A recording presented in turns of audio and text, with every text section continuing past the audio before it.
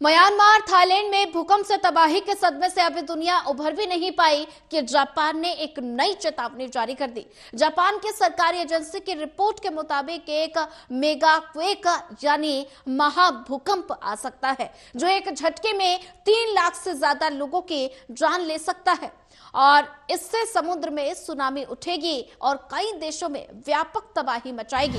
जापानी सरकार ने सोमवार को एक रिपोर्ट जारी कर दी है जिसमें चेतावनी दी गई कि देश के प्रशांत तट पर एक लंबे समय से प्रतीक्षित मेगाक्वेक आ सकता है और जो विनाशकारी सुनामी लाएगा। सैकड़ों इमारतें जमींदोज हो जाएंगी। पिछले साल जापान ने पहली बार मेगाक्वेक की चेतावनी जारी की थी कि ट्रफ के किनारे पर 7.1 तीव्रता का भूकंप आने के बाद 9 तीव्रता का भूकंप की संभावना है। अगर ऐसा होता है तो जापान की अर्थव्यवस्था खरबों के डॉलर का नुकसान हो सकता है।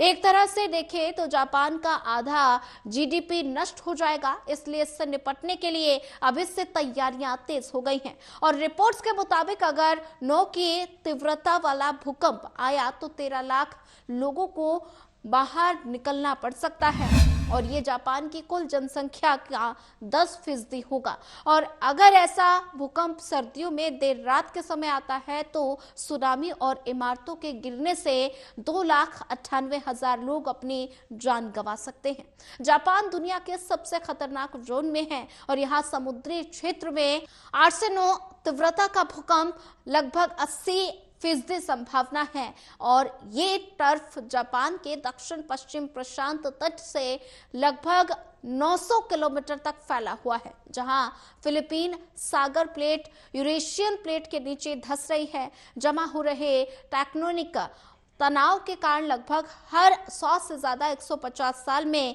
मेगाक्वेक आ सकता है और 2011 में 9 तीव्रता के भूकंप ने एक विनाशकारी सुनामी और उत्तर पूर्व जापान में एक परमाणु ऊर्जा संयंत्र में 3 रिक्टरों को पिघलने का कारण बना, जिसमें 15,000 से ज्यादा लोग मारे गए थे। सांगेक फोल्ट में एक बार भयंकर भूकंप आए। साल 1946 में 7.7 तीव्रता का भूकंप और 2012 में 6.8 की तीव्रता का भूकंप आया था, जो भूकंप को लेकर क्षेत्र की संवेदनशीलता की ओर से इशारा करता है। सांगेक फोल्ट को लेकर वैज्ञानिकों का अनुमान है कि इसमें प्लेटें प्रतिवर्ष 11 मिलीमीटर से 18 मिलीमीटर के एक दूसरे की तुलना में मूव करती हैं और स्टडी में ये पुष्टि की गई कि ये फोल्ट हमेशा बदलता रहता है।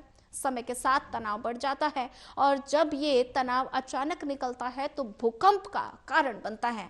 अगर थाईलैंड की बात करें तो वो खुद किसी फॉल्ट के ऊपर नहीं है, लेकिन म्यांमार के पास होने की वजह से यहाँ आए भूकंप के झटके वहां भी महसूस किए जाते हैं।